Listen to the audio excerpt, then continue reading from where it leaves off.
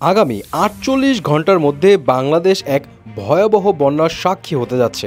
সিকিমের বন্যার কারণে ভারত খুলে দিতে পারে তিস্তার গজল ডোবা বাঁধ। গঙ্গার পানি বেড়ে যাওয়ায় যে কোনো মুহূর্তে খুলে দিবে ভারত ফারাক্কা বাঁধ। ফলে তলিয়ে যাবে উত্তরবঙ্গের রাজশাহী, চাঁপাই সহ আরও অন্যান্য অঞ্চল। সোশ্যাল মিডিয়া জুড়ে এমনই আতঙ্কে ভরা পোস্ট ঘুরে বেড়াচ্ছে। কিন্তু প্রশ্ন হলো, আসলেই কি এমনটা হওয়ার সম্ভাবনা এখন আছে? আর বাংলাদেশ কি ভারতের বাঁধগুলোর বিপরীতে বাঁধ বানিয়ে বন্যা থেকে রক্ষা পাবে? ভারত যে অন্যান্য বাঁধ খুলে দিবে এমন একটা শঙ্কা মনের মধ্যে ওঠা খুবই স্বাভাবিক, কারণ তারা ডুম্বুর বাঁধের সময় কোনো নোটিশ ছাড়াই খুলে দিয়ে প্রায় ৪৮ লাখ মানুষকে বিপদে ফেলেছে। কিন্তু আবহাওয়াবিদরা বলছে তিস্তার পানি বিপদসীমার নিচে আছে এবং গঙ্গা অববাহিকার পানিও বিপদসীমার উপরে নেই, এবং ৪৮ ঘন্টার মধ্যে ভারতের ওই অঞ্চলে ভারী বৃষ্টিপাত হওয়ার পসিবিলিটি কম। সো বাংলাদেশের মানুষজনদের আতঙ্ক না হওয়ার পরামর্শ দিয়েছেন, যদিও সাবধান হয়ে থাকা ভালো। এখন প্রশ্ন হলো, কেন এমন আতঙ্কে আমাদের দিন কাটাতে হবে? ভারতের দেশে বন্যা হলেই আমাদেরই বা কেন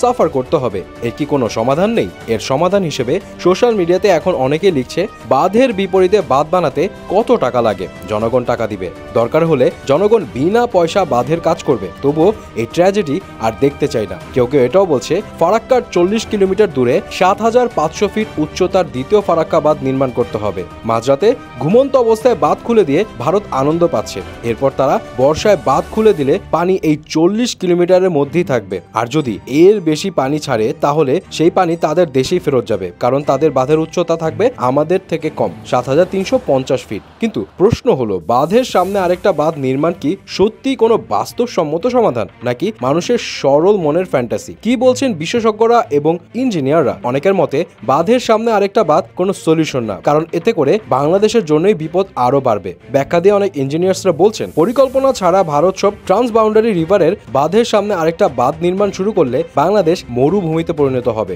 উদাহরণ হিসেবে তিনি বলেছেন, তিস্তা নদীর ওপর ভারত যে বাঁধ নির্মাণ করেছে সেটার নাম গজলডোবা বাঁধ। তার একটু ডাউনস্ট্রিমেই বাংলাদেশে নীলফামারীতে তিস্তা নদীর উপরে রয়েছে তিস্তা বাঁধ। এই তিস্তা বাঁধ উত্তরাঞ্চলের মংলা মোকাবেলা, মানে কার্তিক মাসে খরার অভাবের আগে যে ফসল উৎপাদন করা যেত না, সেখানে বেশ উল্লেখযোগ্য ভূমিকা রাখলেও এত অল্প দূরত্বে দুটি বাঁধের কারণে নদীর ডাউনস্ট্রিমকে একদম ধুধু বালুতে পরিণত করবে।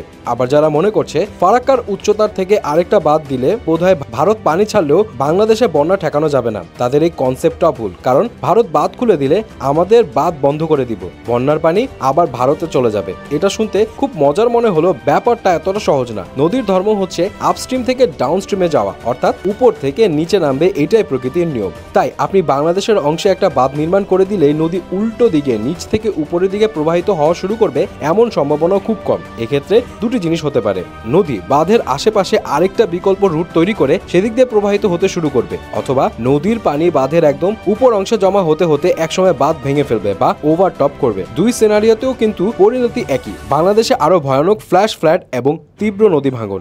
এখন প্রশ্ন হলো, তাহলে সলিউশন কি? সলিউশন কি আছে? ফার্স্ট অফ অল, আপনাকে জানতে হবে ভারত থেকে বাংলাদেশে প্রবাহমান ৫৪টি প্রধান এবং অতি গুরুত্বপূর্ণ নদী, প্রায় সবগুলো নদীতেই ভারত একাধিক বাঁধ তৈরি করেছে। ভারত সরকার বাংলাদেশের বর্ডারে প্রায় ৩০টি বাঁধ নির্মাণ করেছে, অথচ একমাত্র ফারাক্কা বাঁধ ছাড়া আর কোনো বাঁধের ব্যাপারে পানি বন্টন চুক্তি নেই। তাছাড়া কোনো প্রকার গাইডলাইন ফলো না করে এক রাতের মধ্যে বাঁধের সব কয়েকটি দরজা খুলে দেওয়ার মতো কাজও মেনে নেওয়া যায় না। ভারত যে নিজের ইচ্ছা মতো পানি নিয়ন্ত্রণ করছে বন্টনের নামে, এটা যে বেআইনি, এটার বিরুদ্ধে আওয়াজ তুলতে হবে। আগে কেউ কোনো কথা বলেনি, কিন্তু এখন এটা নিয়ে কথা বলতে হবে, অ্যাকশন নিতে হবে। এটা তো গেল চুক্তির বিষয়, কবে কি হবে সেটা নিয়ে তো বসে থাকলে হবে না।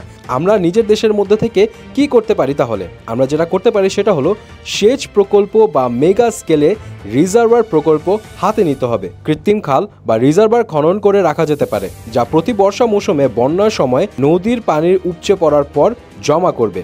খরার মৌসুমে চাষাবাদের কাজেও এটি ব্যবহার করা যাবে। আরেকটা সহজ প্রক্রিয়া হলো নদীর নাব্যতা রক্ষা করা। উজানের ঢলে আসা পলি জমা হয়ে নদীর প্রশস্ততা এবং গভীরতা দ্রুত কমে যাচ্ছে, পানি ধারণ ক্ষমতাও কমছে। সো এই ক্ষেত্রে প্ল্যানিং করে ড্রেজিং এর মাধ্যমে নদীর গভীরতা বাড়িয়ে নদীর প্রবাহ ঠিকঠাক রাখার ব্যবস্থা করতে হবে।